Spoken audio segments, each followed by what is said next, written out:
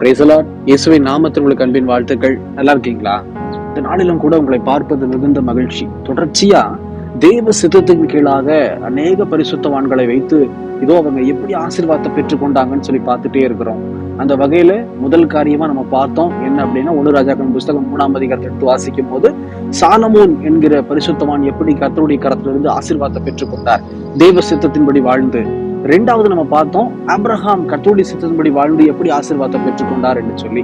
அதே போல இன்னைக்கு நம்ம பார்க்க போகிற ஒரு காரியம், தானியேல் என்னும் பரிசுத்தவான் கர்த்தருடைய சமூகத்துல எப்படி பரிசுத்தமா வாழ்ந்து தேவ சித்தத்தின் கீழாக, குறிப்பா கர்த்தருடைய சித்தத்தின்படி வாழும் போது தானியேல் எப்படி ஆசீர்வாதத்தை பெற்றுக்கொண்டாருங்கிறதை நீங்க சிந்தித்து பார்க்க போகிறோம். ஆயத்தமா இருக்கிறீங்களா? பைபிள் எடுத்துக்கோங்க, மொபைல் போன்ல பார்க்காதீங்க. பைபிள்ல தானியேல் எழுதின நிருபம் 6ஆம் அதிகாரத்துல 10வது வசனம் கடைசி 3 வரி மட்டும் வாசிக்கிறேன், கவனித்து பாருங்க. தன் தேவனுக்கு முன்பாக முழங்கால் படியிட்டு ஜெபம் பண்ணி ஸ்தோத்திரம் செலுத்தினான்.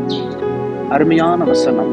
இந்த முழு வசனத்தை நீங்க இந்த அதிகாரத்தை முழுசா தியானிச்சு பாத்தீங்க அப்படின்னா, தானியேல் ஒரு நல்ல ஆபீசரா இருப்பாரு. ஆனா தானியேல்கிட்ட குற்றத்தை கண்டுபிடிப்பதற்காக ஒரு சில பேர், ஒரு கூட்டமே எழும்பி இருக்கும். எப்படியாகிலும் ஒரு குற்றத்தை கண்டுபிடிச்சு தானியேலை இந்த பதவியிலிருந்து கீழே இறக்கிறணும். தானியேலுக்கு ராஜா கிட்ட ரொம்ப நல்ல பேர், ராஜாவுக்கு தானியேலை ரொம்ப பிடிக்கும். இந்த மாதிரி இருந்தா பொறாம வரதானே செய்யும். அப்படி இருக்கும்போது ஏதோ ஒரு திட்டம் பண்றாங்க. ஆனா ஒரு திட்டமும் பலிக்கல பிரியமான ஜனமே. கடைசியில என்ன செய்யறாங்கன்னா, தானியேலை சிக்க வைக்கிறதுக்கு ஒரு குற்றத்தையும் தானியேல்கிட்ட காண முடியல. ஆனா ஒண்ணு வேற ஒரு ஐடியா பண்ணலாம்னு சொல்லிட்டு தானியேல் வழக்கம் போல 3 வேளையும் ஜெபிக்கிற ஒரு மனிதன், ஜெபம் பண்ணி ஸ்தோத்திரம் பண்ணுகிற ஒரு மனிதன். அப்படிப்பட்ட ஜெபத்துலதான் சிக்க வைக்க முடியும்னு சொல்லி இவங்க எல்லாம் என்ன செய்யறாங்க, அந்த தேசத்தின் ராஜாட்ட போய் 30 நாள் வரையிலும் அந்த ராஜாவே, உண்மை தவிர எந்த மனுஷனும் வேற எந்த தேவனையோ இல்ல மனுஷனையோ வணங்கவே கூடாது அப்படின்னு சொல்லி ஒரு சட்டம் போடுங்க. அந்த சட்டத்துக்கு கீழ்ப்படியாத ஜனங்களை சிங்கத்தின் கெபில போடுறேன்னு சொல்லுங்கன்னு சொல்லி ஒரு பெரிய சட்டம் எழுதி வைக்கிறாங்க. அந்த எழுத்துப்பூர்வமான சட்டத்தை கூட அறிந்தவர் தானியேல் என்று 10ஆம் வசனத்தை நீங்க முழுசா தியானிச்சு பார்த்தா தெரியும். அறிந்தும் கூட அவர் என்ன செய்யறாரு, தினந்தோறும், அதாவது நல்லா கவனிங்க, வழக்கம் போல தானியேல் தான் ஜெபிக்கிற ஜெபத்தை விடவே இல்லை. மேல் வீட்டு அறையில போய் முழங்கால் படியிட்டு கர்த்தரை நோக்கி என்ன செய்யறாரு, ஸ்தோத்திரம் பண்ணி ஜெபிக்கிறார். ஜெபித்து ஸ்தோத்திரம் செலுத்திக்கிட்டே இருக்கிறார் என்று வேதம் சொல்லுகிறது. இது நிமித்தம் என்ன ஆகுது, அந்த ஜனங்க உடனே கையங்கலமா தானியேலை பிடிச்சு ராஜா முன்னாடி நிறுத்தி சிங்கத்தின் கெபில, தண்டனை என்ற பேர்ல சிங்கத்தின் கெபில போட்டாச்சு. அன்று இரவு முழுவதும் அந்த தானியேல் என்ன செய்யறாரு, சிங்கத்தின் கெபில இருக்கிறார். ஆனா அந்த ராஜாவுக்கு தானியேல் மேல ரொம்ப விருப்பம். இரவு முழுவதும் அந்த சிங்கத்தின் கெபில தானியேலை போட்டுட்டோமேன்னு சொல்லிட்டு காலை நேரம் வர வரைக்கும் அப்படியே ராஜா உலாவிட்டே இருக்கிறாரு. அப்புறம் காலையில முழிச்சு நேரா சிங்கத்தின் கெபில போய் ராஜா ஒண்ணு கேட்கிறாரு, இதோ நீ இடைவிடாமல் ஆராதிக்கிற உன் தேவன் உன்னை தப்புவித்தாரா அப்படின்னு சொல்லி. தானியேல் சொல்லுகிறார், ராஜாவே வாழ்க அப்படின்னு சொல்லிட்டு, ஆமா, இதோ என்னை தப்புவிக்க கர்த்தர் தம்முடைய தூதனை அனுப்பினார், சிங்கத்தின் கெபிலிருந்து, சிங்கத்தின் வாயிலிருந்து கர்த்தர் என்னை தப்புவித்தார் அப்படின்னு சொல்லி தானியேல் சொல்லுகிற வார்த்தையை இந்த இடத்துல நம்ம பார்க்கிறோம். இந்த ஆசீர்வாதம் தானியேலுக்கு எப்படி கிடைச்சது? இந்த மாதிரி சிங்கத்துக்குள்ள, அதாவது சிங்கத்தின் கெபில 4 சிங்கம் இருக்கு பிரியமான ஜனமே. அந்த சிங்கம் பசியா இருக்கும் இல்லையா?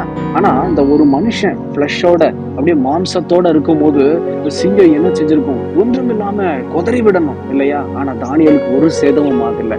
நல்லா ஆசிச்சு பாருங்க, ஒரு சேதம் வரல. முழு இரவும் சிங்கம் எங்க இருந்தோ அதே இடத்துலதான் இருந்திருக்கிறது. தானியேலுக்கு ஒரு சேதமும் வரல. ஏன்னா கர்த்தர் தம்முடைய தூதனை அனுப்பி தானியேலை பாதுகாத்தார், சிங்கத்தின் வாயை கட்டினார் என்று வேதத்துல வாசிக்கிறோம். அப்படி இருக்கும்போது தயவு செய்து நான் உங்களுக்கு ஒண்ணு சொல்றேன், தானியேல் இந்த ஆசீர்வாதத்தை எப்படி பெற்றுக்கொண்டார்னா, ஒண்ணு வழக்கம் போல அவர் ஜெபம் பண்ணினார். எந்த ஒரு தடை வந்தாலும் ஜெபத்தை நிறுத்தவே இல்லை. தொடர்ந்து 3 வேளையும் ஜெபித்தார். ஜெபம் பண்ணி தேவனை மகிமைப்படுத்தினார், ஸ்தோத்திரம் செலுத்தினார். இன்னைக்கு நம்ம வாழ்க்கையில முதல்ல நான் கேட்கிறேன், வழக்கம் போல நீங்க ஜெபிக்கிறீங்களா? காலையில எழுந்தோன்னு ஜெபிக்கிறீங்களா? வாரத்துல ஒரு நாளாச்சும் உபவாசம் பண்ணி ஜெபிக்கிறீங்களா? இல்ல இரவுல தேவ சமூகத்துல உட்கார்ந்து ஜெபம் பண்றீங்களா? ஜெபிக்கவே இல்லை. ஆனா என்ன ஆசீர்வதியும் ஆண்டவரே, என்ன விடுதலை தாரும் ஆண்டவரே. எப்படி ஆண்டவர் நம்மளை விடுதலை செய்வார்? எப்படி தேவன் உங்களை என்னை ஆசீர்வதிக்கட்டும்னு நீங்க எதிர்பார்க்கிறீங்க? மனம் திரும்புங்க. தயவு செய்து இந்த செய்தியை கேட்கிற என் சகோதரன், என் சகோதரிய, மனம் திரும்பியே ஆகணும். தானியேல் ஆசீர்வாதத்தை பெற்றுக்கொண்டது சர்வ சாதாரணம் அல்ல. தானியேல் தேவனுக்கு முன்பாக, மனுஷனுக்கு முன்பாக உண்மையுள்ளவராய் இருந்தார். 2வது ஜெபம் பண்ணி ஸ்தோத்திரம் செலுத்தி கொண்டே இருந்தார். கர்த்தருடைய பார்வையில உண்மையுள்ளவராய் காட்சி அளித்ததுனாலதான் தானியேல் பாதுகாக்கப்பட்டார், ஆசீர்வதிக்கப்பட்டார். அது மாத்திரமல்ல, தானியேல் சிங்கத்தின் கெபியிலிருந்து தூக்கி விட்டோன்னு தானியேல் அந்த தேசத்துல உயர்ந்த ஸ்தானத்துல ராஜா உயர்த்தினார். இந்த உயர்வு உங்களுக்கு வேணுமா? இப்படிப்பட்ட பாதுகாப்பு வேணுமா? இந்த மாதிரி ஒரு ஆசீர்வாதம் வேணுமா? தானியேலை போல? அதுக்கு ஒண்ணு கர்த்தருக்கு முன்பாகவும் மனுஷருக்கு முன்பாகவும் உண்மையுள்ளவர்களாய் காட்சியளிக்க வேண்டும். 2வது, தினமும் ஜெபிக்கணும், வேதத்தை வாசிக்கணும், வசனத்தின்படி நடக்கணும், தேவனை மகிமைப்படுத்த வேண்டும். 3வது, அதாவது ஸ்தோத்திரம் செலுத்திக்கிட்டே இருக்கணும் எல்லாவற்றுக்கும். இப்படி நீங்க ஸ்தோத்திரம் செலுத்தி இந்த 3 கேட்டகரியில நீங்க வாழ்ந்தீங்க அப்படின்னா தானியேலை போல நீங்களும் நானும் பாதுகாக்கப்படுவோம். தானியேலுக்கு உண்டான ஆசீர்வாத உயர்வு நம்முடைய வாழ்க்கையில உண்டாகும். ஏன்னா கர்த்தர் நம்ம இடத்துல இருந்து இதுதான் விரும்புகிறார். ஜெபிக்கலாமா? கண்களை மூடி.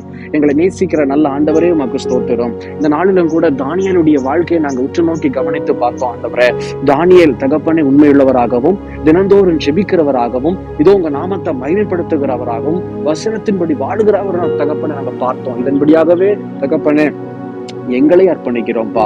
இந்த வாழ்க்கையை வாழும் போது தானியேலை ஆசீர்வதித்தது போல எங்களையும் ஆசீர்வதியும் என்று சொல்லி அர்ப்பணிக்கிற பிள்ளைகளை நோக்கி பார்த்து கர்த்தர் நீர்தாமே ஆசீர்வதித்து கூட இருந்து பலப்படுத்தும். இயேசுவின் நாமத்தில் பிதாவே, ஆமேன், ஆமேன். தொடர்ச்சியா ஜெபம் பண்ணுங்க, உண்மையா இருங்க. கர்த்தர் உங்களை ஆசீர்வதிக்கிறார். எங்களுக்காகவும் ஜெபித்துக் கொள்ளுங்கள். God bless you.